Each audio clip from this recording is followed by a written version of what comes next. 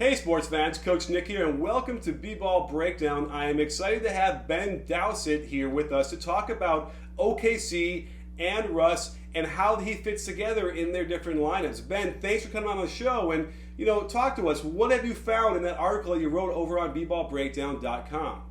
Well, definitely. First, thanks for having me, Coach. Glad to be on. So the article that I wrote, for those who haven't seen it, was about Reggie Jackson and how Reggie Jackson's presence on the court really helped out Russell Westbrook and the Thunder as a whole last year during both the regular season and the playoffs. Jackson started to gain a lot more minutes during the playoffs. Coach Scott Brooks seemed to start to realize the value of putting those two players together.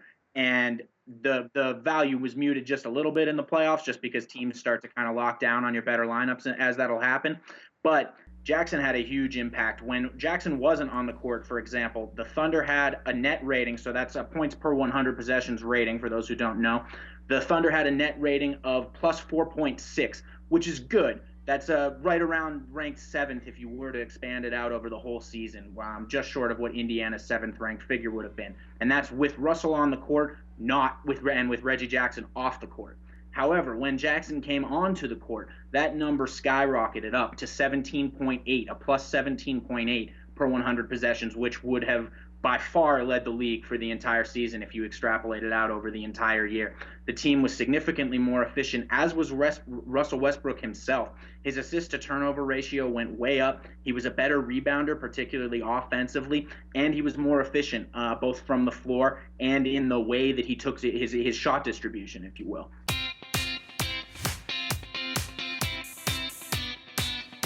Much has been made about Russell Westbrook's standing in the pantheon of top NBA players. And you don't have to look farther than B-Ball Breakdown to see a host of videos detailing what we perceive as his issues. Rather than focus too much on his game and what he can and cannot do well, we decided to look at the lineups that the Thunder excel in when he's on the floor. Looking at OKC's most played lineups in the regular season, what jumps out at you right away is that 3 of their top 5 lineups have a negative net rating. This is truly concerning when you consider they are supposed to be an elite team. None of the other top 4 Western Conference teams has even one negative lineup amongst their top 5. Some changes to the roster will greatly affect these lineups, as Derek Fisher and Thabo Sefolosha are both gone and will be replaced with Jeremy Lamb and Anthony Morrow. That said, it's clear that Reggie Jackson will have to start alongside Russ, and as Ben Dowsett's article shows, this is when Russ and the Thunder are at their best. With the new season upon us, the best lineup OKC can roll out is one with Adams at center, Ibaka at power forward, Durant at small forward, and Reggie and Russ at the guard spots. Scott Brooks almost never went to this lineup last year, even though it proved dominant in limited minutes. And this 5 played so little together that in the playoffs it wasn't surprising they had trouble performing well. It will now be Brooks' job to stick with this 5 for longer stretches to get them important experience together so that come playoff time they can hide a thin bench by going to their starters more. And he'll also need to get Russ off the ball more, where he showed how crazy good he can be by exploding by his man on a variety of backdoor cuts. Here's a play they like to run that got the ball out of Westbrook's hands early, then allowed Durant to be the fulcrum to create plays. Running horn sets also gets the ball out of Russ's hands early and allows the Thunder to attack better as a team.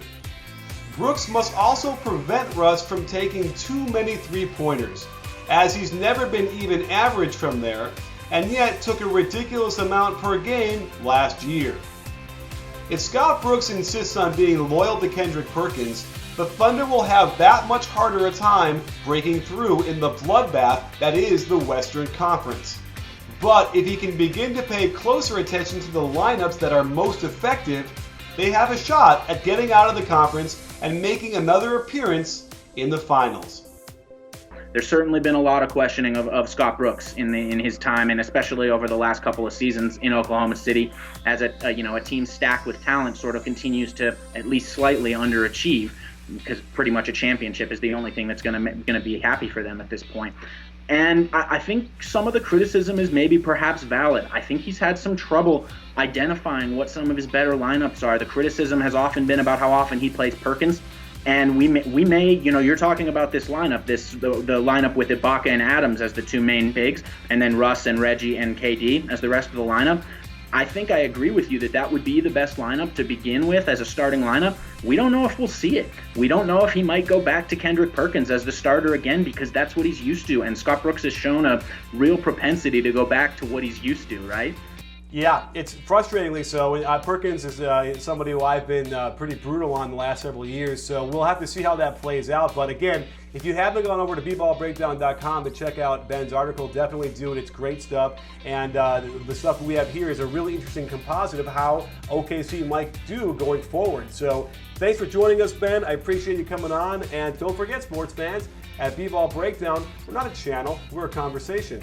You in? You in, Ben? Oh, I'm in. Thanks for having me, Coach.